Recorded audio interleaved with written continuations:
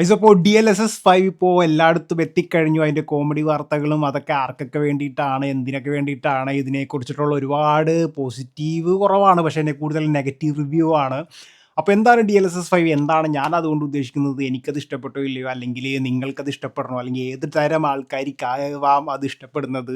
ഇങ്ങനെയുള്ള കാര്യങ്ങളെക്കുറിച്ചിട്ട് ഇതായിരിക്കും നമ്മുടെ മെയിൻ വീഡിയോ. അത് കൂടാതെ തന്നെ വേറെ 3 കാര്യങ്ങളും കൂടി നിങ്ങളെ അറിയിക്കുന്നു. ഞാൻ ഒരുപാട് റെക്കമെൻഡ് ചെയ്ത ഒരു GPU ആണ് നമ്മളുടെ ഇന്റലിൻ്റെ പുതിയ ബാറ്റിൽമേ GPUs ഒക്കെ B580 ഒക്കെ നല്ല അടിപൊളി GPU ആണ്. പക്ഷെ ആദ്യമായിട്ട് ഞാനിപ്പോൾ പറയാനായിട്ട് ആഗ്രഹിക്കുന്നു, ഇനി അങ്ങോട്ട് ഭാവി ഇന്റലിൻ്റെ GPUയുടെ ഭാവി എന്താണെന്ന് എനിക്കറിയില്ല. കാരണം പുതിയൊരു ഗെയിം ഡെവലപ്പർ അല്ലെങ്കിൽ പുതിയ ഇടയ്ക്ക് റിലീസായിട്ടുള്ള ഒരു ഗെയിമിൻ്റെ ഭാഗത്തു നിന്നും വളരെ ഹൃദയം വേദനം എടുക്കുന്ന ഒരു തരം തീരുമാനമാണ് അവരെടുത്തത്. ഇന്റലിന്റെ ഭാഗത്തുനിന്നല്ല, ആ ഗെയിം ഡെവലപ്പേഴ്സിന്റെ ഭാഗത്തുനിന്ന്. അതിനെക്കുറിച്ച് നമ്മളിന്ന് ചർച്ച ചെയ്യും. ഇനിയിപ്പോൾ ഇന്റലിന്റെ CPU ആണ് നിങ്ങളുടെ ഉണ്ടെന്നുണ്ടെങ്കിൽ നിങ്ങൾക്കൊരു സന്തോഷ വാർത്ത. നമ്മളുടെ AM4ഉം AM5ൻ്റെ ഒക്കെ CPUയുടെ പ്ലാറ്റ്ഫോം ജനറേഷൻ ലെങ്ത്, അപ്പോൾ ആ ഒരു സംഭവം റിലേറ്റ് ചെയ്തിട്ടുണ്ട്. ഇന്റൽ CPU ഉള്ളവർക്കൊരു സന്തോഷ വാർത്ത, അല്ലെങ്കിൽ ഇന്റൽ CPU ഇഷ്ടപ്പെടുന്നവർക്കൊരു സന്തോഷ വാർത്ത വരുന്നുണ്ട്. പിന്നെ അവസാനമായിട്ട് ഞാൻ കണ്ടുപിടിച്ച ഒരു അടിപൊളി കോമഡി വാർത്തയാണ്. അതായത് നമ്മുടെ ഒരു വീട് മുഴുവൻ തീ പിടിച്ചു കത്തി നശിച്ചു. ആ വീടിന്റെ ഓണറിൽ കണ്ടുപിടിച്ചിട്ട് അയാളുടെ സിസ്റ്റത്തിന്റെ ഗ്രാഫിക് കാർഡ് കൊണ്ട് നന്നാക്കി എടുത്ത് അത് വർക്ക് ചെയ്യിപ്പിച്ചിട്ടുള്ള ഒരു ഇൻട്രസ്റ്റിംഗ് കഥ. അപ്പോൾ ഹാർഡ്വെയർ ടിവിയുടെ മറ്റൊരു വീഡിയോയിലേക്ക് എല്ലാവർക്കും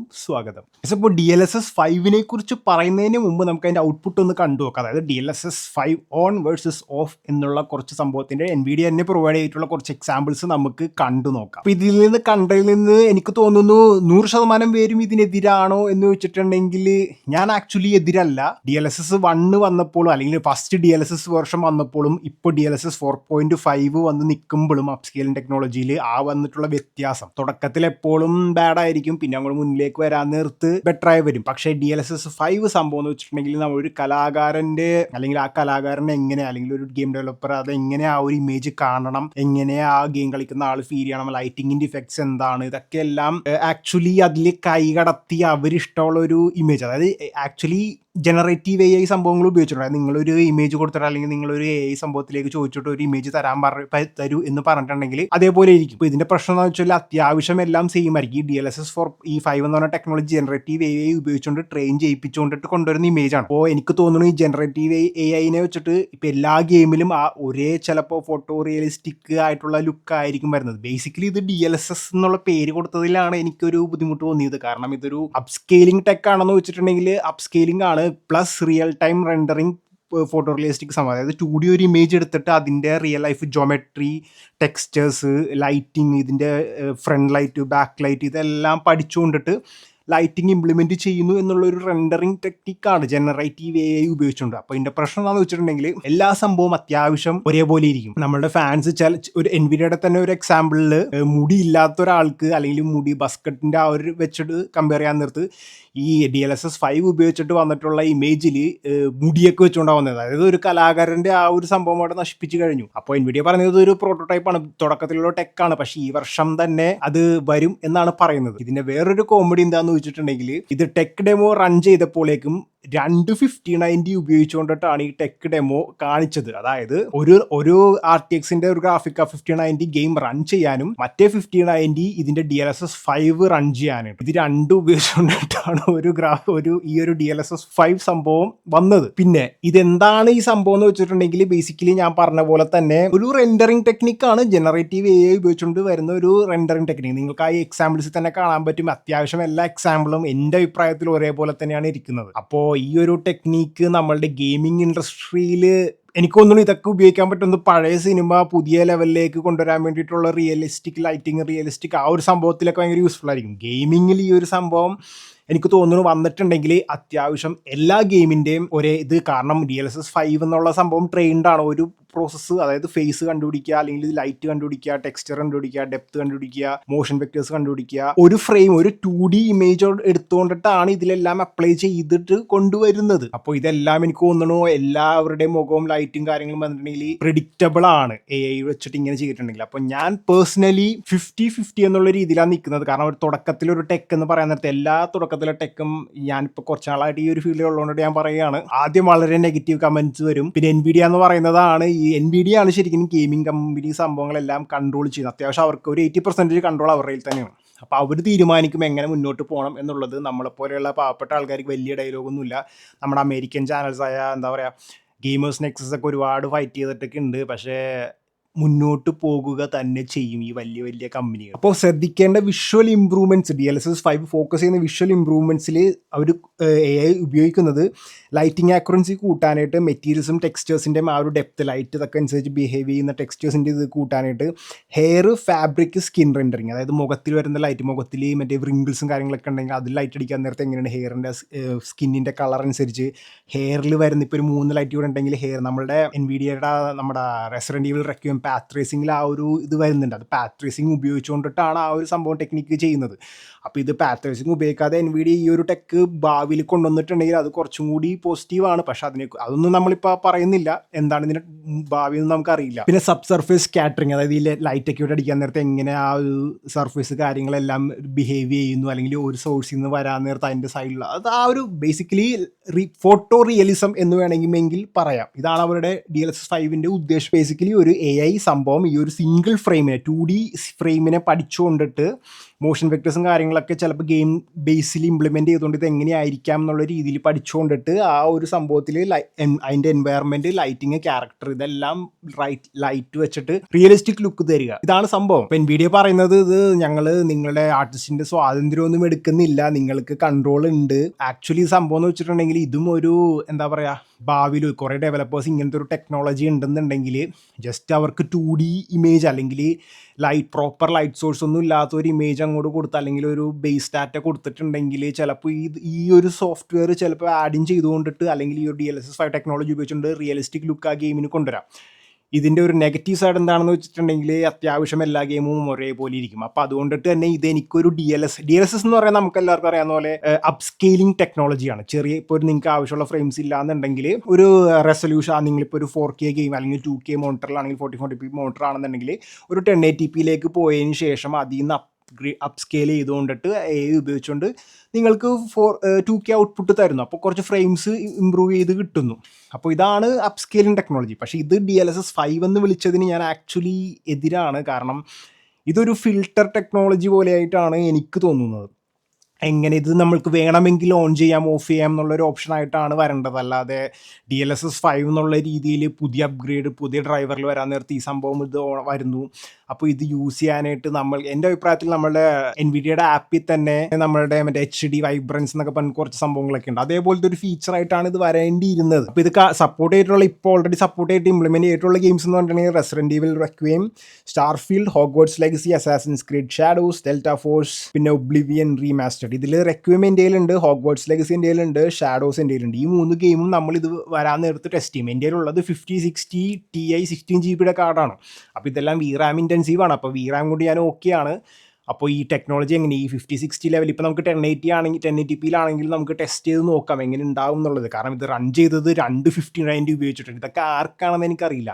മറ്റൊരു തിയറി എന്ന് പറഞ്ഞിട്ടുണ്ടെങ്കിൽ NVIDIA ഉദ്ദേശിക്കുന്നത് 2 ഗ്രാഫിക് കാർഡുള്ള ഒരു PC-യിലേക്കും പോവുക. അതായത് 2 ഗ്രാഫിക് കാർഡ് എന്ന് പറയുന്നത് ഡബിൾ, അതായത് ഒരു ഗ്രാഫിക് കാർഡ് ഗെയിം റൺ ചെയ്യാനായിട്ടും ഒരു ഗ്രാഫിക് കാർഡ് ഈ DLSS 5 എക്സ്ട്രാ റൺ ചെയ്യാനായിട്ടും അങ്ങനത്തെ ഉള്ളൊരു ഫ്യൂച്ചറിലേക്കും പോരുന്നുണ്ട്.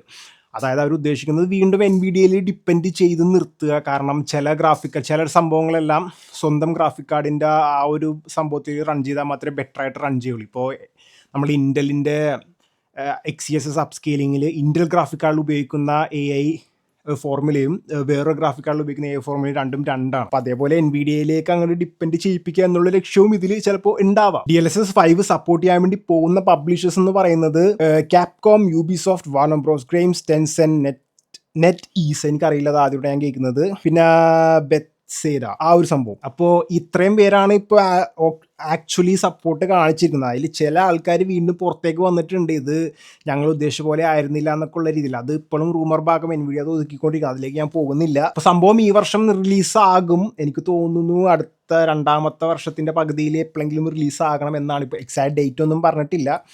അപ്പോൾ ഇതാണ് നമ്മളുടെ NVIDIA DLSS 5 എന്ന് പറയുന്ന സംഭവം.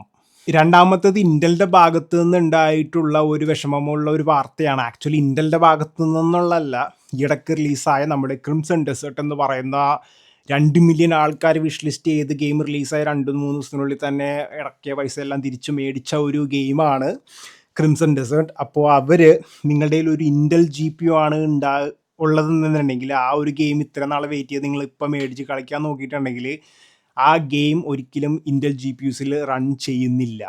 വളരെ വിഷമം തോന്നിയ, വളരെ എന്താ പറയുക, മോശമായിട്ടുള്ള രീതിയിലും തോന്നിയ ഒരു വാർത്തയാണ്. കാരണം ഡെവലപ്പറായിട്ടുള്ള പേൾ അബിസ് എന്ന് പറയുന്ന ആ ഒരു കമ്പനി, ഇൻ്റൽ ആക്ച്വലി ഓൾറെഡി ഈ ഗെയിം ഇന്നലെയും ഡെവലപ്പായി തുടങ്ങിയതല്ല. കഴിഞ്ഞ 5-6 വർഷങ്ങൾക്ക് മുമ്പായിട്ട് നമ്മളുടെ ഇൻ്റലിൻ്റെ ബാറ്റിൽ മേജ് സീരീസിലുള്ള, അതായത് B570 B580 ഒക്കെ ഇറങ്ങുന്നതിന് മുമ്പായിട്ട് തന്നെ ഈ ഒരു ജി പി യു അവർ ഓഫർ ചെയ്തതാണ് ഈ ഡെവലപ്പർ കമ്പനിക്ക്. ഞങ്ങളുടെ ജി പി യു തരാം, ഞങ്ങളുടെ പുതിയ XeSS ടെക്നോളജി തരാം, ഞങ്ങളുടെ ജി പി യുക്കും ഇവിടെ എല്ലാം കൂടി ചെയ്ത് തരും എന്നുള്ള രീതിയിൽ. അവർ പക്ഷെ അതിൽ മുതിരാതെ ഒഴിവാക്കിക്കൊണ്ടിട്ട് ഇൻ്റലിൻ്റെ കൂടുതൽ കുറച്ച് വർക്ക് ചെയ്യണം, Intel G P you share വളരെ കുറവാണ് എന്നുള്ള രീതിയിൽ മനസ്സിലാക്കിക്കൊണ്ടിട്ട് അവർ അതിൽ എഫേർട്ട് ഇടാതെ ഇൻ്റൽ ജി പിനെ പൂർണ്ണമായിട്ടും ഒഴിവാക്കിയ ഒരു സിറ്റുവേഷനാണ് ഇവിടെ കണ്ടത്. വളരെ വിഷമം തോന്നിയ ഒരു സംഭവമാണ്. കാരണം ഇവർ ഇത് വിഷ് ലിസ്റ്റ് ചെയ്തപ്പോൾ അതിന് മുമ്പോ ഇതിനെക്കുറിച്ചൊരു കാര്യം പോലും പറഞ്ഞിട്ടുണ്ടായിരുന്നില്ല. ഇൻ്റൽ ജി പി ഉള്ളവർ മേടിക്കേണ്ട, വിഷ് ലിസ്റ്റ് ചെയ്യേണ്ട എന്നുള്ളത്. അതെല്ലാം വളരെ മോശമായിട്ടുള്ളൊരു ചീപ്പായിട്ടുള്ളൊരു മാർക്കറ്റിംഗ് ആയിട്ടാണ് എനിക്ക് തോന്നിയത്. ഞാൻ ആക്ച്വലി ഇൻ്റൽ ജി പിയുടെ വളരെ ഒരു ഫാനാണ്. പക്ഷേ ക്രിംസൺ ഡെസേർട്ട് അതുകൊണ്ടിട്ട് ഈ ഒരു ഡിസിഷൻ ഉള്ളത് കാരണം ഞാൻ ഇതുവരെ മേടിച്ചിട്ടില്ല. കാരണം ഇത് ഞാൻ ഒരുപാട് റെക്കമെൻഡ് ചെയ്ത് കൊടുത്ത ജി പി യു ആണ്, ഇൻ്റലിൻ്റെ B580 എന്നുള്ള ഒരു മോഡൽ.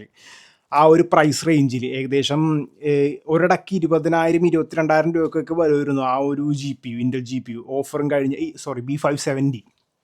അപ്പോൾ ഇന്നിപ്പോൾ ആ ഒരു അവസ്ഥയിൽ ഇപ്പോൾ ആ പ്രൈസ് എല്ലാം മാറി. പക്ഷേ ഈ ഒരു സമയത്ത് ഈ ഒരു കമ്പനി ചെയ്തത് മോശമായി പോയി എന്നാണ് എൻ്റെ ഒരു അഭിപ്രായം. ഇപ്പോൾ മേടിച്ചവർക്ക് അല്ലെങ്കിൽ പ്രീ ഓർഡർ ചെയ്തവർ എന്നിട്ട് പോലും അവർ പറയുന്നില്ല എന്നുള്ളതാണ് ഈ ഒരു കമ്പനിയുടെ എന്താ പറയുക ചീപ്പ് ടാക്ടിക്സ് എന്ന് വേണമെങ്കിൽ പറയാം. ഇപ്പോൾ ഒരു റീഫണ്ട് സിറ്റുവേഷനാണ് പറയുന്നത്. അതായത് മേടിച്ച എല്ലാവർക്കും റീഫണ്ട് കിട്ടും, പ്രീ ഓർഡർ ചെയ്തവർക്ക് എല്ലാവർക്കും റീഫണ്ട് കിട്ടും. അല്ലെങ്കിൽ മേടിക്കുമ്പോൾ പോലും ആക്ച്വലി പറയുന്നില്ല ഇത് റൺ ചെയ്യില്ല എന്നുള്ള രീതിയിൽ.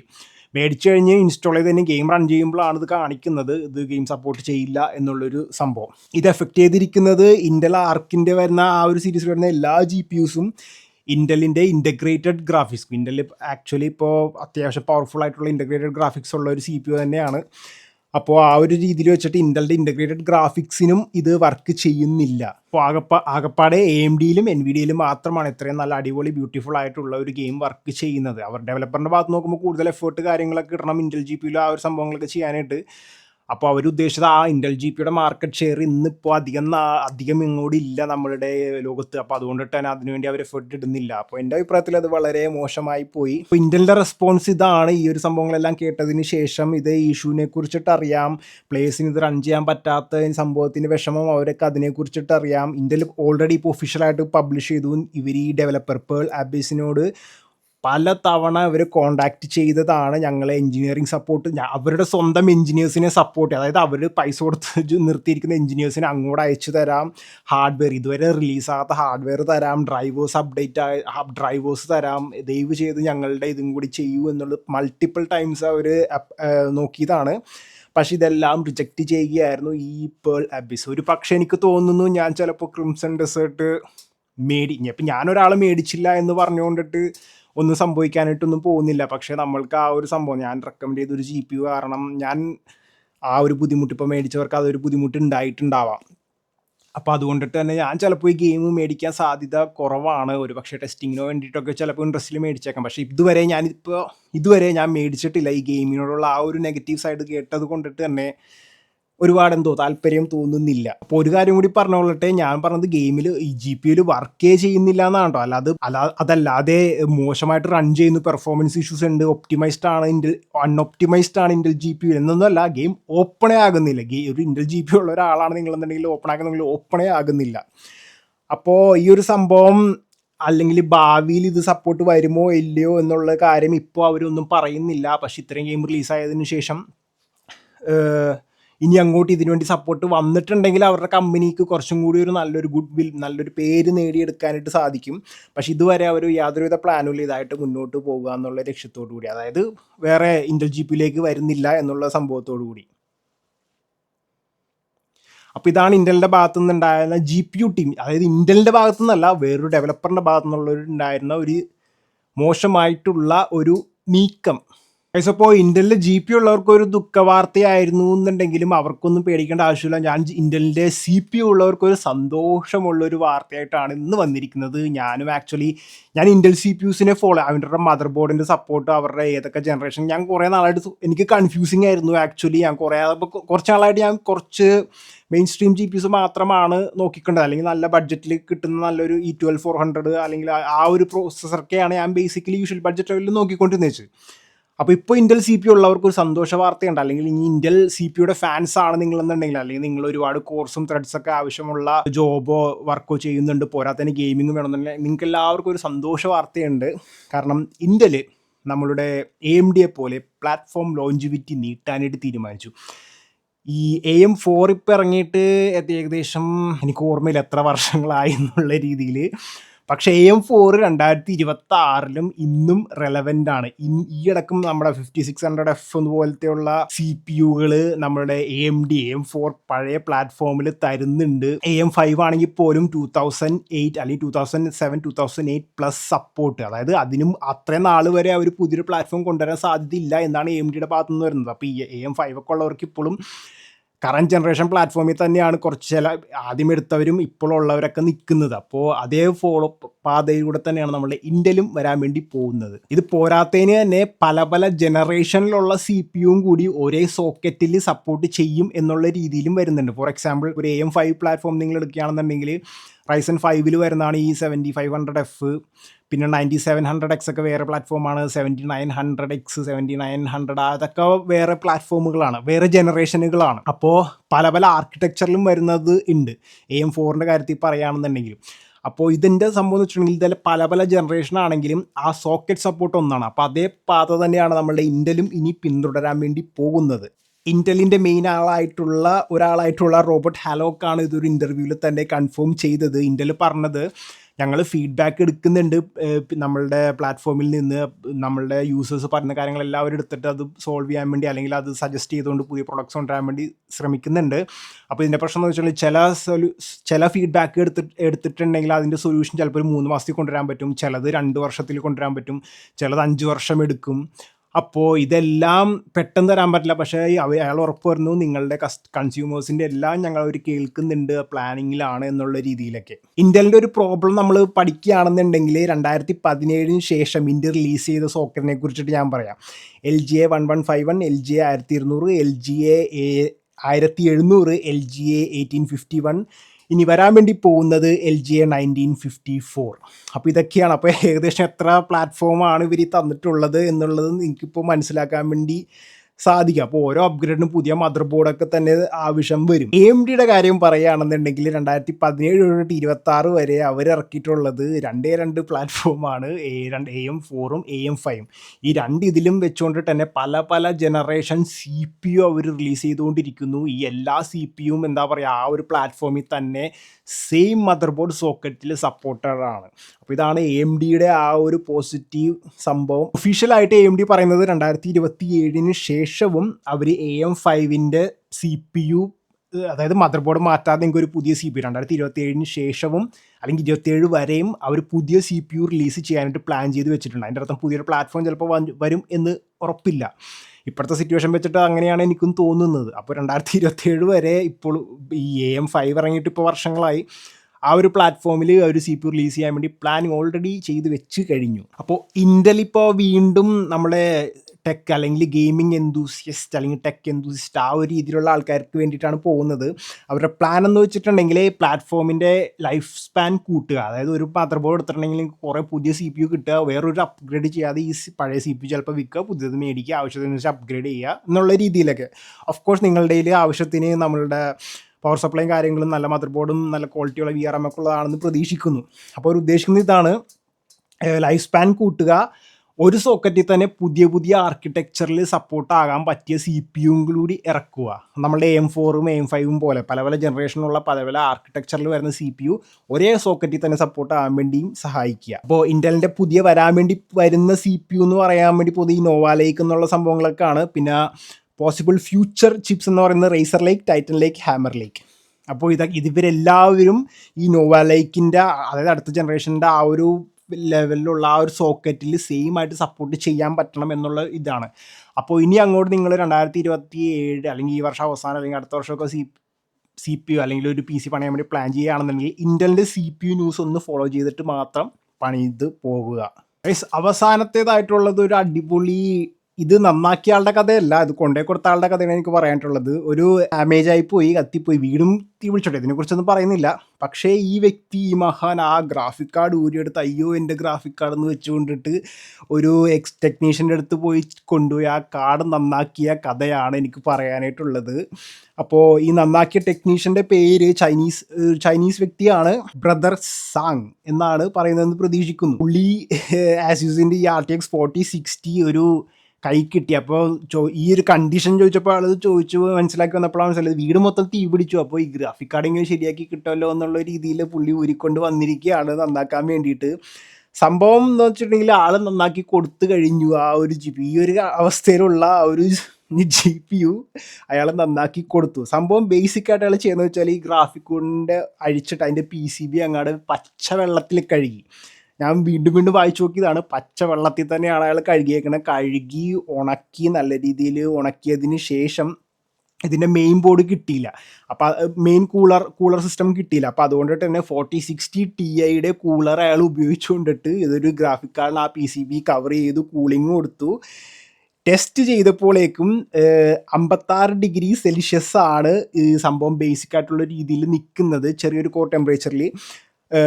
ലോഡിൽ 100% ലോഡിൽ വരാൻ നേരത്ത് വെറും 66 ഡിഗ്രി സെൽഷ്യസിൽ മാത്രമാണ് ഈ ഒരു പുതിയ കൂളർ വെച്ചിട്ടുള്ള ഈ ഒരു കത്തിക്കരിഞ്ഞ് ഈ കാർഡ് സംഭവം വരുന്നത്. പവർ വലിക്കുന്നതാണെങ്കിലും 115 വാട്ട്. അപ്പോൾ സംഭവം കുറേ ടെസ്റ്റുകളൊക്കെ അയാളെല്ലാം ചെയ്തു നോക്കി, എല്ലാം പാസ്സാക്കി.